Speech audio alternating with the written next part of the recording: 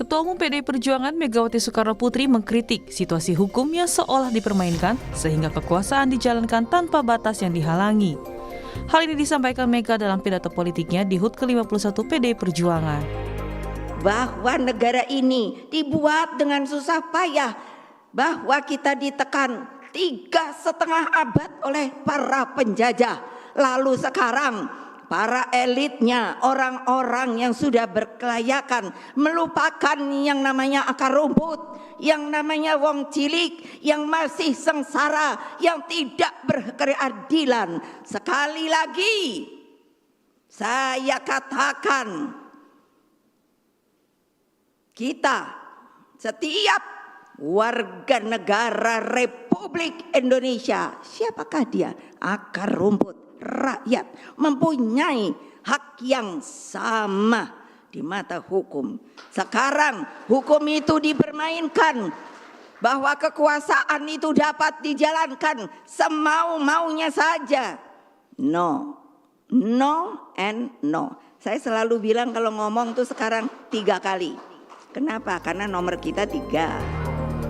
Sementara Sekjen PDIP Hasto Kristianto menegaskan pidato Megawati yang menyinggung soal kekuasaan dijalankan semaunya menjadi peringatan kepada pemimpin saat ini yang mana harus sesuai aturan yang telah ditetapkan agar demokrasi berjalan baik. Ibu Mega juga mengatakan termasuk saya pribadi, sehingga oleh konstitusi kekuasaan presiden dibatasi 2 periode, sehingga tidak perlu ada upaya-upaya memperpanjang baik secara langsung maupun tidak langsung. Bangun demokrasi dengan sehat, demokrasi sebagai mekanisme 5 tahunan yang seharusnya menunjukkan peningkatan kualitas dari demokrasi itu sendiri.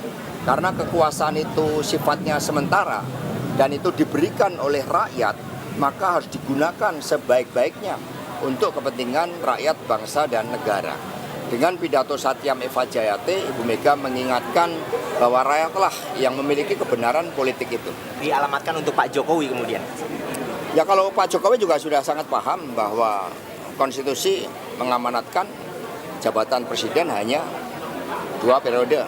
Dan dalam demokrasi yang sehat, itu yang harus dijalankan dengan sebaik-baiknya. Tugas seorang pemimpin itu juga ditentukan untuk mempersiapkan siapa calon pemimpin. Dan itu muncul seharusnya dari bawah, bukan dari... Dalam pidato politiknya, Megawati pun juga mengingatkan jika pemilu bukanlah alat politik untuk mengabadikan kekuasaan dengan segala cara. Lalu sebenarnya, siapakah yang dituju dari pidato politik Mega kali ini? Tim Liputan, Kompas TV.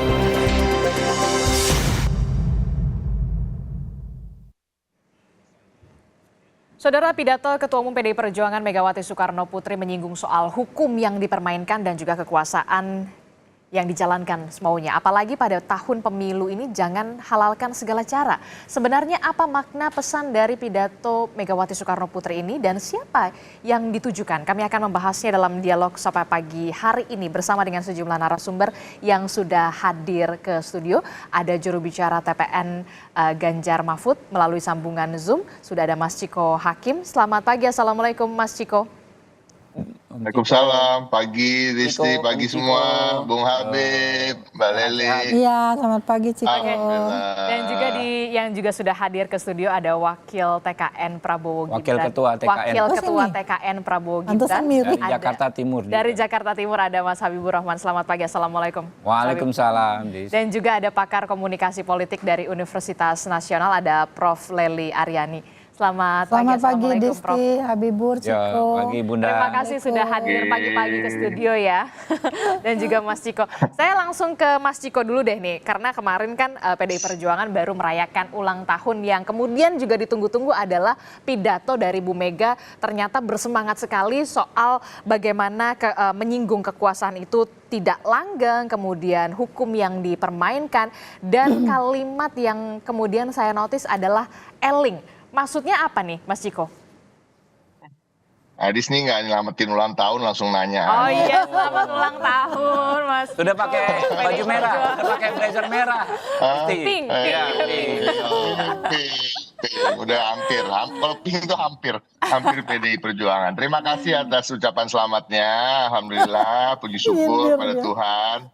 kami semua berbahagia, bersukacita kemarin PDI Perjuangan tiba di usia yang ke-51 betul. dan semoga terus sampai Indonesia ini ada. Pada prinsipnya apa yang disampaikan Ibu Mega adalah kegelisahan seorang tokoh bangsa, seorang ibu bangsa yang sudah sekian lama berkecimpung di dunia politik, sosial dan kemasyarakatan, dan saya rasa itu suatu hal yang wajar bahwa kita sedang menjalani proses pemilu yang menuju pemilihan di 2024 untuk Pilpres maupun Pileg. Nah, pada prinsipnya yang disampaikan itu adalah untuk semua masyarakat maupun aparat pemerintah, penyelenggara pemilu dan lain-lain. Nah, kita ketahui bahwa bagi kami sudah banyak sekali kejadian-kejadian yang menimpa relawan-relawan kami ataupun capres dan cawapres kami secara langsung maupun tidak langsung terkait dengan pelanggaran-pelanggaran yang terkait dengan pemilu, tidak netralan aparat, kecurangan, dan lain-lain. Indikasi-indikasi ini jelas ada dan memang banyak dilaporkan. Bahkan yang tidak dilaporkan pun banyak juga yang Bawaslu mengambil sikap proaktif karena memang dalam pemilu ini sifatnya tidak melulu aduan tetapi juga temuan-temuan langsung oleh Bawaslu pun bisa ditindaklanjuti. Nah, ini saya rasa hal yang wajar dan kita lihat tadi walaupun dengan berapi-api Ibu Mega, dan begitulah memang gaya Ibu Mega selama ini sejak beliau berkecimpung di politik sejak dulu zaman Orde Baru sampai sekarang, namun di sela-selanya juga beliau menurunkan tone-nya. Jadi bukan semata-mata seperti marah dan lain-lain, tapi itu juga ingin membakar semangat kader-kader kami yang hadir secara daring kemarin. Ada hampir 1,3 juta kader hadir secara daring dan ada 30 ribuan caleg dari tingkatan kota, kabupaten, provinsi hingga DPR RI yang hadir secara daring. Jadi memang acara kemarin itu kan lebih ke acara yang sangat sederhana, semacam pembukaan dari rangkaian acara ulang tahun PDI Perjuangan yang akan terus berjalan sampai bulan Mei nanti dan menuju bulan Bung Karno. Nah, pada prinsipnya acara pagi kemarin itu hanya mengundang segelintir tokoh, ada 51 tokoh yang kami undang, dan juga lebih mengedepankan kedekatan pada rakyat dan pada kader-kader. Jadi bukan acara yang memang bersinggungan dengan elit dan lain-lain. Jadi intinya itu hal yang disampaikan beliau itu kalau mau ditanya ditujukan pada siapa, tujukan pada semua, tapi memang khususnya pada aparat-aparat dan para penyelenggara dan orang-orang yang memegang jabatan dalam kekuasaan, dan ini kita harapkan untuk supaya netral dan pemilu ini berlangsung jujur, adil dan bersih. Oke, Mas Ciko kan tadi sudah menyebut kader-kader juga hadir begitu melalui Zoom, kemudian tokoh juga ada 51. Nah, kader terbaiknya kan salah satunya adalah Pak Jokowi begitu. Kemarin sebenarnya diundang atau enggak? Jadi begini, waktu kita sedang mempersiapkan acara, ya kan, karena kebetulan kan memang ini kan suasananya suasana pemilu, suasana kampanye. Semuanya sedang fokus di daerah masing-masing, setiap caleg lagi fokus di dapilnya masing-masing. Capres dan cawapres kami sedang giatkan terus untuk berkeliling, turun ke bawah, menyapa warga, belusukan dan lain-lain, sehingga fokus kami lebih ke sana. Dan kami juga kemarin yang ulang tahun ke-50 kan sudah menyelenggarakan acara yang begitu besar.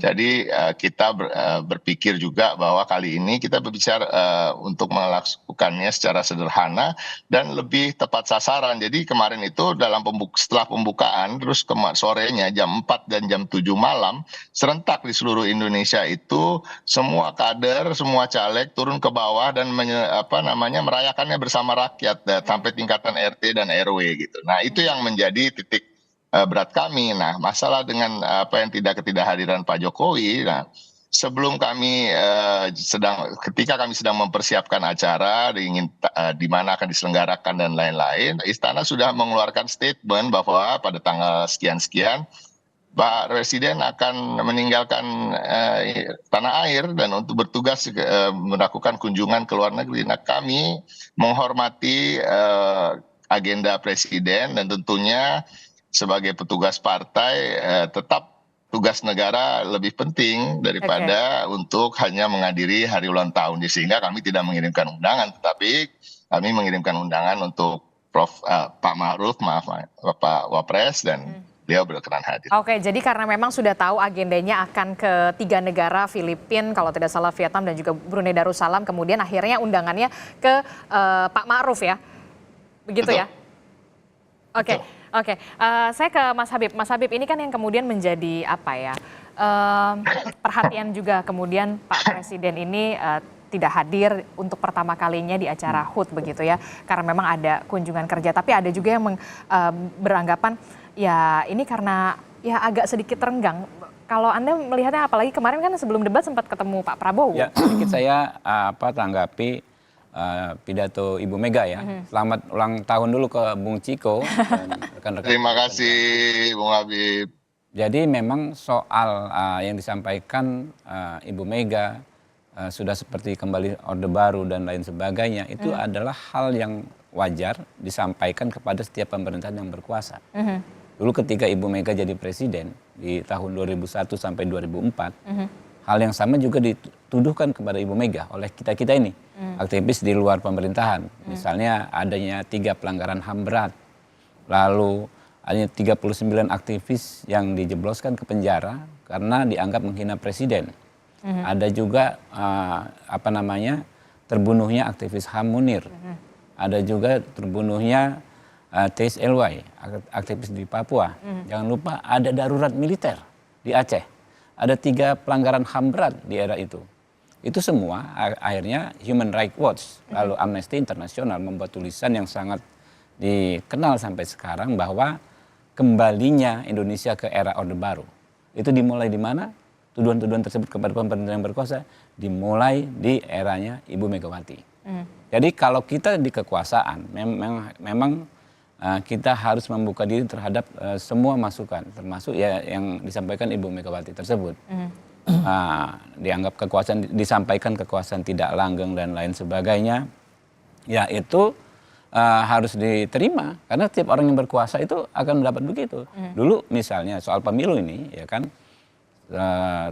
tuduhan-tuduhan rekayasa pemilu. Gus Dur mau mencalonkan di 2004, ya kan, dianggap dijegal oleh pemerintahan yang berkuasa saat itu, tidak memenuhi kalau nggak salah syarat kesehatan.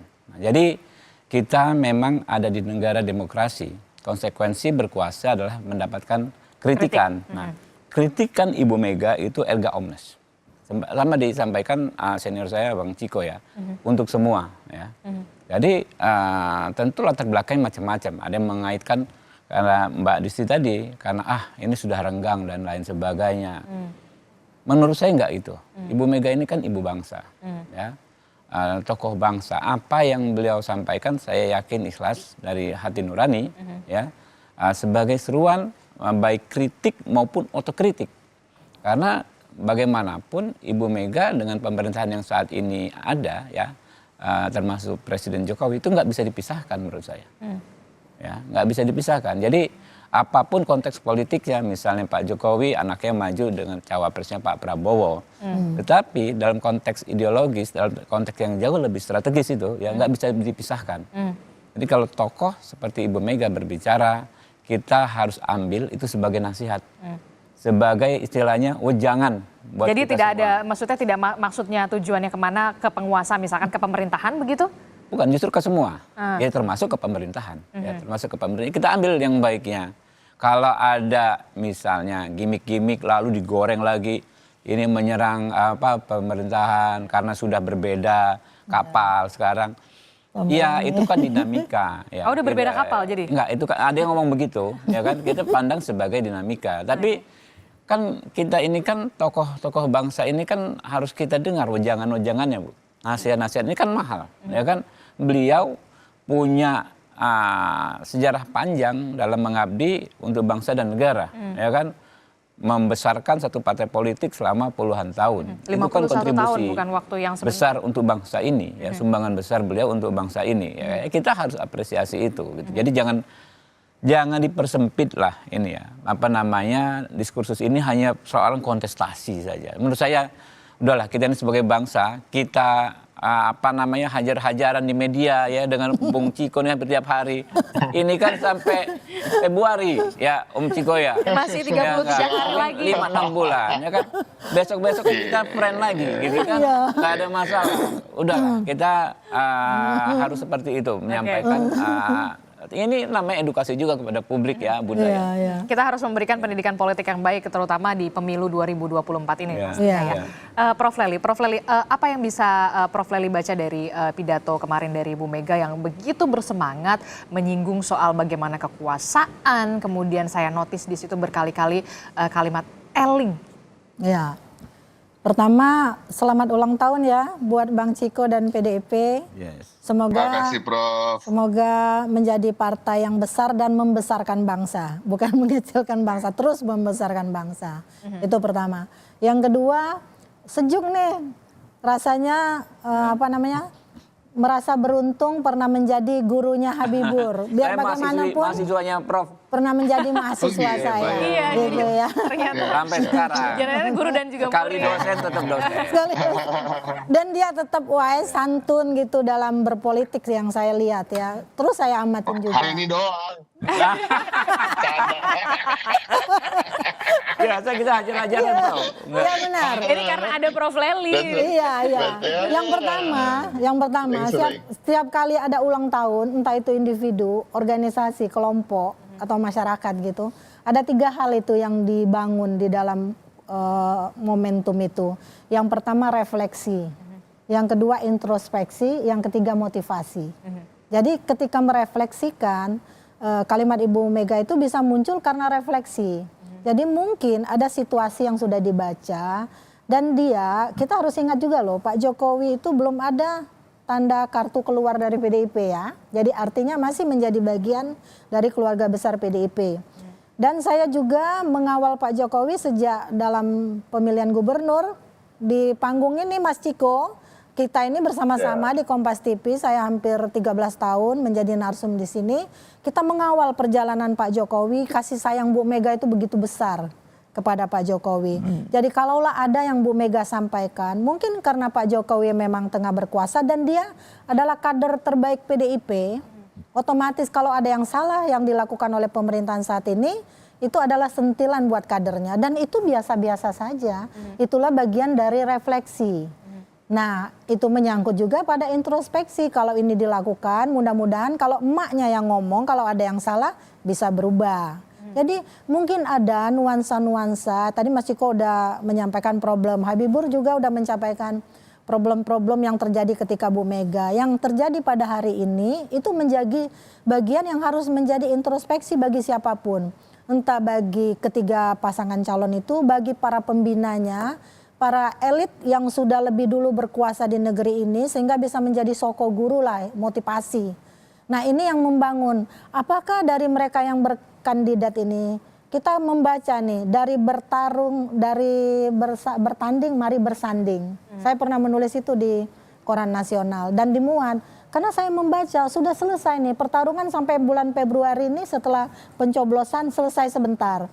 Tapi kalau hasilnya perlu digugat, berseteru lagi. Atau 2 putaran. Atau 2 putaran berseteru lagi. Jadi ujung-ujungnya memang yang terjadi demikian. Tapi kalau kita baca secara inti dari persoalan yang disampaikan oleh Bu Mega itu memang menukik kepada pemerintahan pada saat ini. Tapi juga sebagai bahan introspeksi karena dia yang menjadi bagian juga dari pemerintahan saat ini kan Bu Mega. Benar itu, beliau adalah guru bangsa yang bisa menjadi pencerah bagi semuanya. Ketidakhadiran Pak Jokowi silakan saja semua orang mengkait-kaitkan. Karena komunikasi politik itu kan memang bersifat simbol-simbol yang disampaikan tuh sembarang, semena-mena dan mana suka. Itu prinsip komunikasi politik yang terjadi. Jadi orang yang menerima pesan itulah yang menerjemahkan, bukan si penyampai pesan. Jadi kalau menurut Bu Mega intinya ini adalah introspeksi ke dalam dan keluar, bagi penerimanya bisa berbeda. Tapi intinya Kompas ini adalah media paling adem nih, yang tidak pernah ngompor-ngomporin ya. dinamika hari ini menunjukkan dua orang ini memang berbicara pada kapasitasnya yang menurut saya sudah berusaha mendinginkan. Tapi intinya ada koreksi, tapi gitu. Ada koreksi dan juga ada introspeksi. Betulkah kemudian introspeksi ini dan juga koreksi ini memang ditujukan kepada bisa dikatakan penguasa pemerintahan Presiden Joko Widodo, Mas Ciko?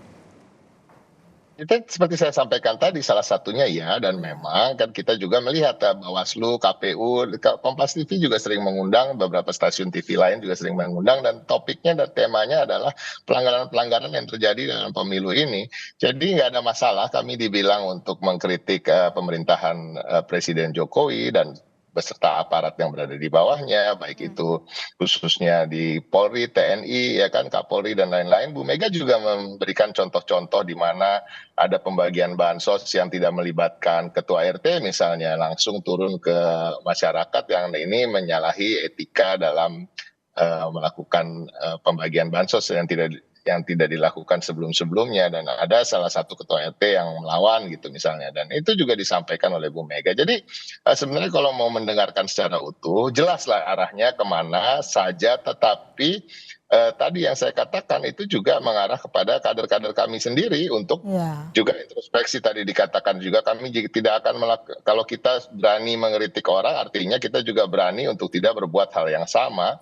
Dan juga satu, untuk tetap waspada. Ini adalah masa kampanye, masa pemilu, di mana memang kita sedang berkontestasi. Tadi disampaikan oleh Habib, berkontestasi dengan keras. Nah, ini nggak ada masalah, sama-sama mempunyai cita-cita untuk membangun bangsa ini, walaupun beda jalan, beda visi, beda misi, beda cara gitu. Nah, tapi intinya apa yang disampaikan Bu Mega, saya setuju dengan apa yang dikatakan oleh Prof. Lely. Memang betul bahwa menjadi penguasa, menjadi sebuah pemerintahan itu resikonya di dalam dunia demokrasi adalah dicurigai terus-menerus dan dikritik terus-menerus. Ini memang udah menjadi resiko, dan itu harus diterima kalau kita memang mau hidup jalan demokrasi. Nah, artinya tapi memang ada jalur-jalurnya dalam melakukan kritik. Tadi kemarin sepertinya dalam pidato politik gitu misalnya, kalau di DPR dalam jalur-jalur parlemen gitu misalnya. Nah, banyak hal di jalan pun boleh ada jalur demokrasi yang mengatakan kita berhak melakukan demonstrasi dan lain-lain. Ini hal yang wajar. Oke, ini adalah hal yang wajar kalau menurut Mas Ciko. Nah, ini yang juga kemudian menjadi pertanyaan juga buat saya adalah kalau Bu Mega mengatakan tidak ada kekuasaan yang langgeng, tidak ada kekuasaan yang abadi. Nah, kalau Prof. Lely sendiri mencernanya seperti apa? Maksudnya dan tujuan ini kemana? Ya, komunikasi politik itu kan ada 3 esensinya. Dia berbicara tentang substansi informasi yang dihadirkan. Yang kedua, setting di mana informasi disebarkan. Yang ketiga adalah tentang fungsi yang dijalankan. Bu Mega berbicara dalam kapasitasnya sebagai ketua partai politik yang notabene anggota-anggotanya itu bersebaran. Baik di eksekutif, mungkin juga di legislatif mantan-mantannya, dan juga di yudikatif gitu kan. Nah, di legislatif otomatis masih banyak karena mereka adalah peraih suara terbanyak. Setelah itu Gerindra, baru Golkar kan. Nah, intinya memang kekuasaan yang dijalankan itu cenderung membuat orang lupa. Cenderung. Selalu ada kecenderungan ketika ada orang-orang yang masuk ke dalam sistem, biasanya tidak bisa merubah sistem. Yang ada adalah terseret ke dalam sistem. Betul. Dan ini adalah peringatan agar Anda yang masuk ke dalam sistem kekuasaan harusnya eling. Ingat kata eling aja berapa kali Bu Mega sampaikan ya. Artinya saya bilang tadi ini adalah introspeksi ke dalam dan keluar. Jadi ke dalamnya bagi kader-kadernya, bagi dirinya sendiri, keluar bagi mereka-mereka yang mungkin akan masuk dalam pertarungan kekuasaan selanjutnya. Yang kita tidak tahu siapa yang akan menjadi pemenang. Hanya Tuhanlah yang tahu kan. Bahkan pengelolanya sendiri tidak ada yang pernah tahu. Nah, intinya pesan itu memang penuh makna, dan menurut saya siapapun yang menjadi elit komunikasi politik atau komunikator politik sebaiknya mulai sekarang juga mulai menata substansi informasi yang dihadirkan. Kata Bang Ciko, sesuai dengan fungsinya, setting di mana informasi disampaikan, ya di partai politik, di DPR, jangan di sembarang tempat sehingga akibatnya akan berdampak pada hukum gitu kan. Dan karena fungsi yang dijalankan udah tepat, jadi udah tepat yang disampaikan oleh Bu Mega, udah tepat yang disampaikan oleh Bang Ciko juga oleh Habibur. sebagai TKN-nya masing-masing. Oke, Itu ini juga pesannya. yang itu tadi kalau dari pandangannya Prof. Lelina, kalau Mas Habib sendiri mencermatinya seperti apa untuk pidato Bu Mega ini, tidak ada kekuasaan yang langgeng. Apakah ini kemudian juga merujuk kepada Presiden Joko Widodo yang kemudian kita tahu Mas Gibran juga saat ini bersanding dengan Pak Prabowo di Pilpres 2024? Jangan dijawab dulu, kita akan Udah jeda apa, dulu sudah apa? sejenak. Tetaplah Udah bersama tahu. kami di Sapa Indonesia Pagi. Modusnya seperti itu. Terima kasih Anda masih bersama kami di Sapa Indonesia Pagi. Saudara, kita masih membahas soal bagaimana pidato dari Ketua Umum PDI Perjuangan Megawati Soekarno Putri di hari ulang tahun ke-51 PDI Perjuangan yang kemudian menjadi apa ya tadi kalau kata Prof. Leli, introspeksi, kemudian Ya, refleksi dan motivasi dan ditujukan ke siapa, ke penguasa, ke pemerintahan, itulah yang kemudian semoga menjadi apa ya bahan introspeksi, betul ya. Iya. Nah, ini yang juga tadi saya singgung adalah soal bagaimana Bu Mega mengatakan kekuasaan itu tidak langgeng. Apakah kemudian ini ada kaitannya soal Pak Presiden Joko Widodo yang kemudian kita tahu Mas Gibran ini juga bersanding dengan Pak Prabowo di Pilpres 2024? Ya, seperti kita bahas sejak awal, apa yang disampaikan Ibu Mega ini kan kritik, otokritik kepada kita semua. Karena kalau kita bicara kekuasaan, de facto kekuasaan saat ini coraknya tersebar. Ya, di setiap paslon ada menteri-menteri yang punya peran strategis. Coba deh, ya. Pak Mahfud Menko Polhukam, Betul. ada Pak Yasona. Ya. Sempat ada tuduhan kemarin misalnya fakta integritas, ya. Fakta integritas baik PJ kepala daerah, lalu fakta integritas di lembaga pemasyarakatan. Lalu di kami juga tentu ada kekuasaan, ya. Ada Pak Prabowo sebagai Menhan, kemudian kami misalnya di legislatif, ya ada beberapa menteri, ada Pak Erlangga. Di kubunya paslon 1 juga ada kekuasaan, Bunda. Ada Kemenakertrans, ya. Kemarin dipersoalkan sosialisasi misalnya Dirjen Bina Penta, Bina Penempatan Tenaga Kerja yang berubah seketika menjadi sosialisasi tim Amin, ya kan? Ada juga misalnya launching 1 juta Jurkamdes, juru kampanye desa. Ternyata diduga Jurkamdes ini adalah petugas pendamping desa di bawah koordinasi Kemendes. Kan itu ada bukan hanya pelanggaran pemilu tuduhannya, ada unsur-unsur tipikornya juga karena anggaran negara digunakan ya untuk kepentingan di luar yang seharusnya yaitu kepentingan politik. Nah, itu kan kekuasaan menyebar. Tidak seperti di era Orde Baru berhadapan-hadapan face to face antara di luar kekuasaan oposisi dengan di dalam kekuasaan. Nah, sehingga benar Ibu Mega sudah sangat bijak, sangat tepat menyatakan eling. Kami sendiri, Mbak Disti, ya Bunda, Pak Ciko, kami sendiri selalu mengingatkan kepada para pendukung kami, kepada kader kami, kepada tim kami, hati-hati, ya. Kenapa? Karena di situasi seperti saat ini justru penyalahgunaan kekuasaan bisa menjadi bumerang. Maksudnya misalnya nih, ya kan, membantu pemenangan Prabowo Gibran dengan menyalahgunakan kekuasaan, ya kan? Itu yang kemudian juga disoroti. Terjadi di mana-mana. Kita tahu sekarang ada ini nih, handphone ini. Ya kan, dengan handphone bisa menjadi viral kemana-mana. Dilaporkan ke Bawaslu. Siapa yang bisa kondisikan dan cek Bawaslu? Yang pastikan Bawaslu misalnya 100% berpihak ke satu kekuatan. Belum tentu. Ya, ketika itu tersebar di banyak tempat, ya, lalu dianggap terstruktur, sistematif dan masif. Upaya orang ini yang mungkin karena naluri, namanya manusia, wajar saja, bisa saja di daerah tertentu dia kebetulan PJ Bupati, dia suka Pak Prabowo misalnya kan, dia coba lakukan yang bertentangan dengan hukum misalnya untuk memenangkan Pak Prabowo. Tapi kan aturannya sudah jelas. Tetapi makanya itulah resikonya, ya kan, di era seperti ini ada aturan, malah Anda melanggar aturan, Anda terbukti melanggar aturan, merugikan kami, merugikan Pak Prabowo. Jadi nggak bisa juga kita melihat kekuasaan itu gampang disalahgunakan zaman sekarang, karena masyarakat itu media, ya, kemudian netizen sekarang kan semua orang menjadi wartawan, Bunda. Dengan handphone ini, kalau zaman dulu ya mesti kita kontak ke media, stasiun TV di lokal di mana. Kalau sekarang ketika bisa di-up langsung di-up di media sosial. Dalam waktu 5 menit tersebar. Nah, makanya kami juga wanti-wanti, kami melakukan apa yang seperti Ibu Mega lakukan, udahlah eling. hati-hati. Kita ini jalan baik-baik saja. Kalau mau menang ya mesti dengan cara yang baik. Sebab cara yang tidak baik bukan saja tidak berkah ya, malah bisa menjadi bumerang bagi kita gitu loh. Jadi kesempatan ini pun kami ya, para jubir juga selalu menyerukan hal ini. Ketika kami mendapatkan kesempatan bicara lewat media seperti ini, kami serukan. Istilahnya lu nanti bantu juga kagak, yang repotin iya gitu kan. Nah itu kan jadi masalah gitu. Oke. Prof Lely memandangnya seperti apa? Soal kekuasaan itu tidak langgeng begitu ya. Apakah kemudian ini yang kemudian menjadi apa ya? Sindiran juga dalam tanda kutip begitu ya kepada Presiden Joko Widodo ketika kemudian sang putra kemudian Mas Gibran ini bersanding dengan Pak Prabowo. Iya. Itu kan dalam teori peran itu kan memang dinyatakan. Mengapa ia diributkan? Karena ia diperebutkan, yaitu kekuasaan. Jadi kekuasaan itu setingkat pemilihan kepala desa, ketua RT sekarang juga karena digaji udah bikin ribut tuh kan. Nah itu pertama. Memang kita tidak bisa memungkiri cikal bakal kehebohan ini sebenarnya pada persoalan majunya Gibran. Memang iya itu.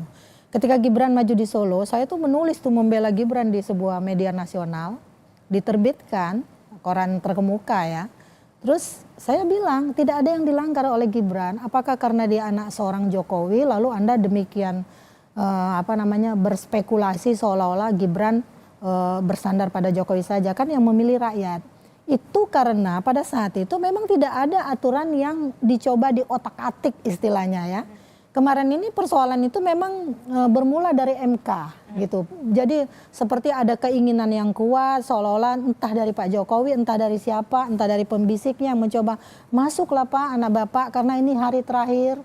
Kalau nanti Bapak tidak berkuasa lagi nggak mungkin bisa masuk. Jadi persoalannya bukan pada Gibran yang anak muda, bukan. Jadi pada aturan yang diotak-atik itu dan memang sudah terbukti melanggar etika. Tapi kan sudah selesai. Sudah selesainya juga menyisakan 3 soal. Soal hukum itu kan harus ada kemanfaatan, harus ada keadilan. Satu lagi apa Beb? Manfaatan, keadilan dan kepastian. Secara kepastian, ya, secara kepastian sudah pasti kan. Secara hukum keputusan MK final and binding, tidak bisa diganggu gugat. Secara kemanfaatan bermanfaat bagi kelompoknya Pak Prabowo dan Habibur. Ya, bahwa Gibran akhirnya bisa dicalonkan. Tapi secara keadilan bagi kelompok lain tidak adil. Ini suara ini harus kita dengar juga, apalagi saya akademisi ya. Jadi saya tidak membela siapa-siapa, saya melihat 3 halnya oke, sudah jalan. Tapi 1 tidak adil bagi kelompok Pak Prabowo karena bisa mengajak Gibran, tidak adil bagi yang lain. Dan inilah yang dibaca sebagai upaya bahwa seolah-olah Pak Jokowi ya kekuasaan itu ada batasnya, ada akhirnya. Tapi Pak Jokowi seperti tidak ingin mengakhiri. Jadi ada tuduhan, ada justifikasi politik dari orang-orang yang memang menggugat itu dan ini tidak salah juga. Dan ini realitasnya. Tapi meskipun demikian tinggal dibuktikan. Pak Prabowo bilang kan rakyat yang akan memilih. Memang rakyat akan memilih, mungkin Pak Prabowo akan menang bersama Gibran. Tapi ada persoalan soal keadilan yang dibaca yang menurut saya sampai jabatan itu berakhir akan terus juga diotak-atik, akan diganggu gugat. Karena memang bisa diganggu gugat menurut pikiran keadilan tadi. Jadi gini, terkait putusan MK, publik juga sudah membaca detail-detail soal putusan MK-MK. Ya, di mana memang MK-MK justru tidak bisa menunjukkan terjadinya intervensi dari luar. Ya, itu yang jadi dasar dijatuhkannya hukuman terhadap Anwar Usman. Lalu MK-MK juga tidak bisa membantah bahwa praktek pengesampingan azas benturan kepentingan itu sudah dilakukan sejak Pak Jimli menjadi hakim MK yang pertama. Nah ini yang terpenting Bunda berikutnya adalah waktu itu kan ada semacam solusi. Ya udah kita cek di perkara 141.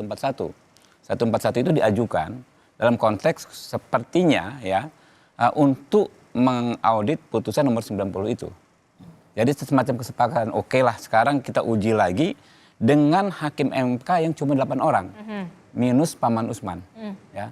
Ternyata ya hakim MK yang 8 orang minus Paman Usman itu dalam perkara 141 justru menguatkan perkara nomor 90. Jadi dalam konteks keadilan, kepastian, kemanfaatan sebetulnya sudah sangat clear. Nah, kita bicara teknis hukum memang sulit ya. Menyamakan pemahaman. Tapi sekarang seperti yang dikatakan Pak Prabowo, ya sudahlah. Hakim yang paling tepat itu siapa? Rakyat. Tuhan. Bukan, Tuhan rakyat. juga. Dalam konteks Suara rakyat, suara Oke. Tuhan. Ya, rakyat gitu kan. Rakyat silakan Biar rakyat yang menilai iya. kalau kata Pak Prabowo. Karena kalau kita beradu argumentasi Nggak sebetulnya selesai. nggak bisa dibantah Oke. 3 argumentasi yang soal perkara 141 itu Nggak akan nggak jelas. Ya. agak-agak panjang begitu, nggak akan Ya. selesai begitu ya. Kalau Ya, di- tapi secara hukum sebetulnya sudah sangat selesai. Tapi kan nggak semua orang bisa kita samakan pemahamannya dalam konteks hukum secara teknis juridis seperti itu. Ya kan? Ya udahlah, kita capek juga. Jadi gini Bib, Kita- yang dibaca masyarakat itu kan kalau memang itu bukan diperuntukkan untuk Gibran, Ya. keputusan itu, artinya kan banyak anak-anak muda potensial lainnya yang sudah punya pengalaman menjadi kepala daerah. Ada Ridwan Kamil yang jelas elektabilitasnya gitu kan, Oke. Ya. ada Erick Thohir, ada yang Bu- lain-lain Bu gitu loh. Lely, Itu keadilan yang ya, dibaca orang. hukum itu ya, memang membuka kesempatan kepada semua orang untuk maju. Tetapi fakta Melewati politik, satu orang dulu. fakta politik ya kan tentu nggak semua orang. Undang-undang pemilihan presiden misalnya itu untuk seluruh rakyat Indonesia. Oke. Yang bisa maju sebagai capres dan cawapres cuma 6 orang. Oke, gitu. oke. Iya. Kita tanya Mas Ciko dulu ya. Mas Ciko, betulkah kemudian pidato Bu Mega ini yang soal kekuasaan itu tidak langgeng? Apakah kemudian ini juga ditujukan untuk eling kepada penguasa dalam hal ini Presiden Joko Widodo yang kita tahu kemudian putranya Mas Gibran Rakabuming Raka ini kemudian bersanding dengan Pak Prabowo di Pilpres 2024? Di sini suka nanya-nanya yang sudah tahu jawabannya. Jadi dan masyarakat juga udah tahu. Jadi intinya memang betul, pastinya tentunya tadi saya disampaikan beberapa kritik disampaikan untuk diri sendiri maupun untuk semua. Nah, kalau khusus soal pelanggengan kekuasaan, tentunya kekuasaan yang tidak langgeng tentunya sedang disampaikan kepada siapa yang sedang berkuasa, nah kan itu. Nah, mungkin salah satunya tadi MK. Nah, saya selalu ada perbedaan pendapat dengan Habib soal putusan MK maupun MK karena saya lebih melihat masyarakat itu bukan masalah pemahaman aja tapi masalah perasaan. Keadilan itu kan adalah masalah rasa gitu. Kayak kita bisa aja dihukum tetapi merasa itu tidak adil bagi kita karena alasan-alasan tertentu, karena cara pikir, cara pandang kita masing-masing tentang kehidupan dan tentang keadilan.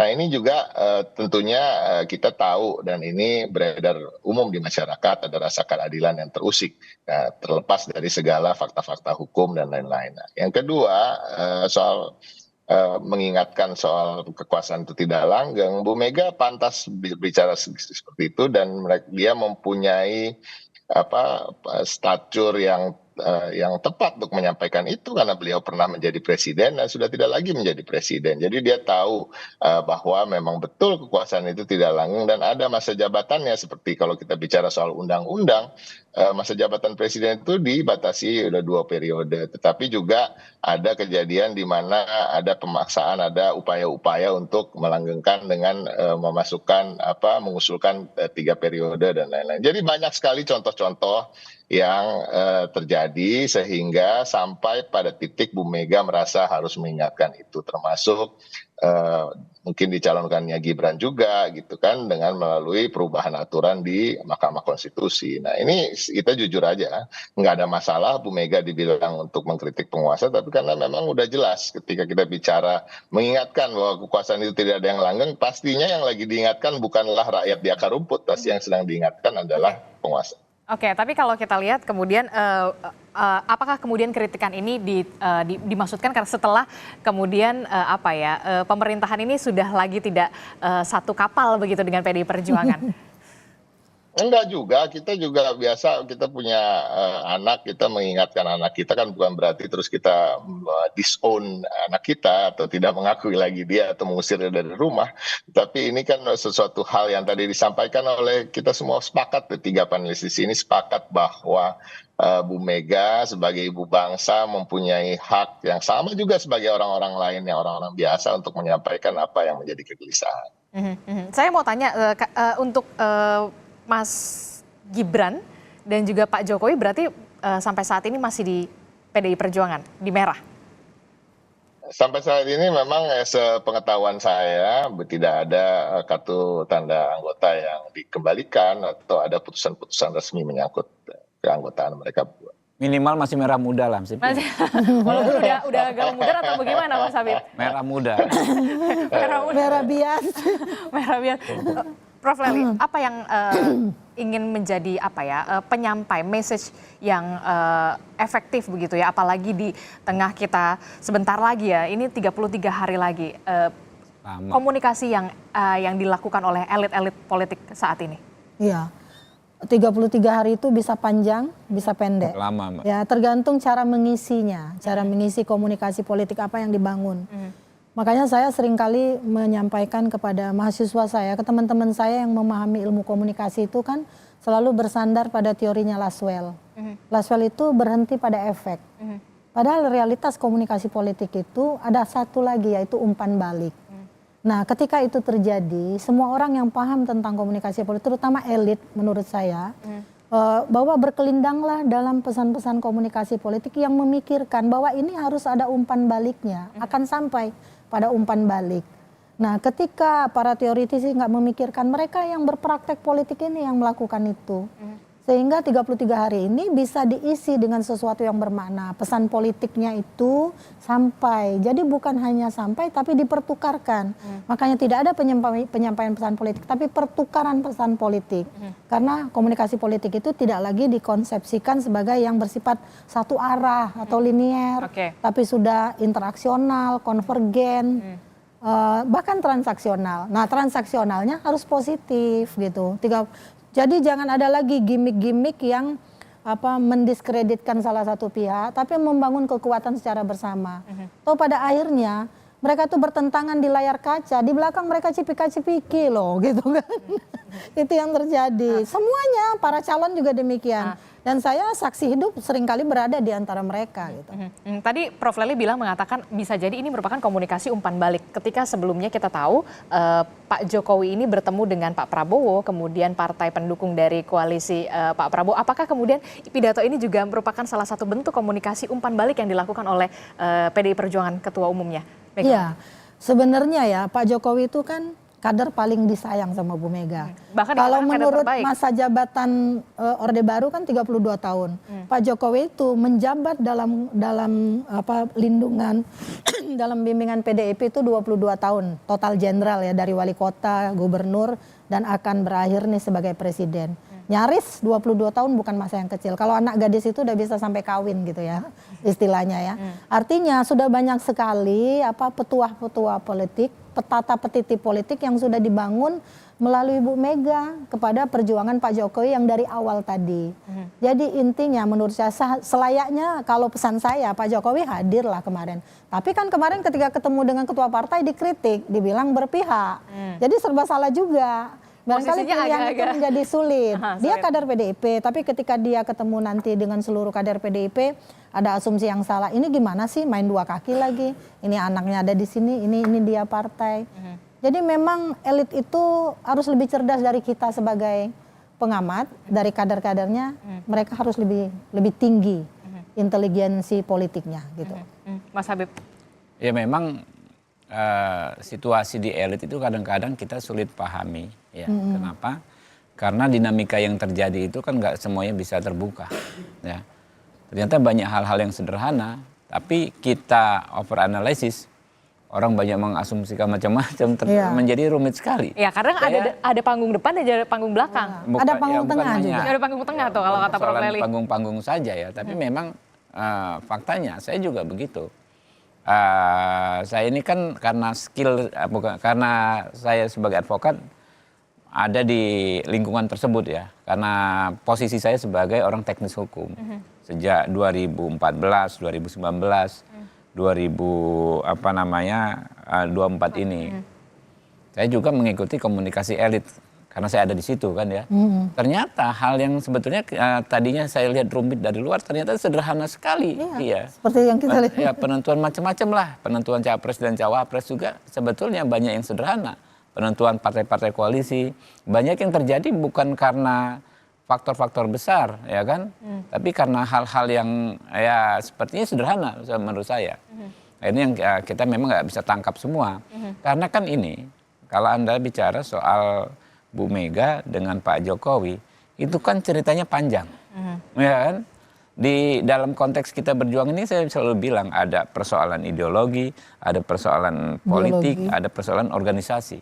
Ya, mungkin dalam konteks organisasi ada perbedaan, mungkin dalam konteks politik ada perbedaan, tapi dalam konteks ideologi saya hakul yakin Bu Mega dengan Pak Jokowi masih connect, masih sangat-sangat satu frekuensi. Apa yang membuat Anda mengatakan masih satu frekuensi ketika... Ya karena ini dua tokoh besar, Mbak. Ini bukan tokoh kaleng-kaleng. Anda kalau pernah berdekatan dengan Ibu Mega, ya, pernah berdekatan dalam konteks fisik ya dengan Pak Jokowi, tahulah pasti. Ini bukan orang sembarangan. Ibu Mega itu kita deket aja kayak ada getarannya gitu istilahnya. Pak Jokowi juga ada auranya. Dia ngomong hal sederhana itu bermakna dalam gitu. Jadi dua orang ini ya kan ya mungkin saja dalam konteks organisasi, dalam konteks politik nggak sama, nggak satu frekuensi mungkin. Tapi dalam konteks ideologi, dua-duanya sudah ngotok kering lah bahasanya gitu loh. Punya ideologi yang kurang lebih sama. Menurut saya itu keberpihakan mereka berdua, beliau berdua terhadap rakyat, bagaimana mengamankan kepentingan nasional di kancah internasional. Itu sama. Oke. Mas Ciko, Anda sepakat dengan apa yang dikatakan Mas Habib kalau memang sebenarnya Pak Presiden Joko Widodo dan Bu Mega ini sebenarnya masih satu frekuensi walaupun memang kalau kita lihat dalam konteks ideologi. Dalam konteks ideologi. Oke, Mas Ciko. Seharusnya begitu ya, ketika kita bicara ibarat telur, Pak Jokowi ini kan menetas dari PDI Perjuangan. Jadi intinya itu sesuatu hal yang wajar saja, dan ini justru pada kesempatan kemarin Bu Mega justru ingin meneguhkan dan mengingatkan kembali pada salah satu kader terbaiknya bahwa ya eling loh ya kan, ingat yang abadi itu rakyat, karena rakyat itu adalah pemangku kebenaran yang sesungguhnya. Kenapa? Karena rakyat itu adalah ciptaan Tuhan yang paling sempurna dan dia diturunkan mengejarmantahkan apa yang menjadi kebenaran yang dimaksud oleh Tuhan gitu. Kalau kita lihat suara Tuhan, suara rakyat begitu ya. Itu yang kemudian jangan sampai kemudian di pemilu 2024 ini janji-janji fana yang buat rakyat merana. Pastinya ya. Itu yang kata-katanya. Itu yang kemudian harus garis bawahi ya.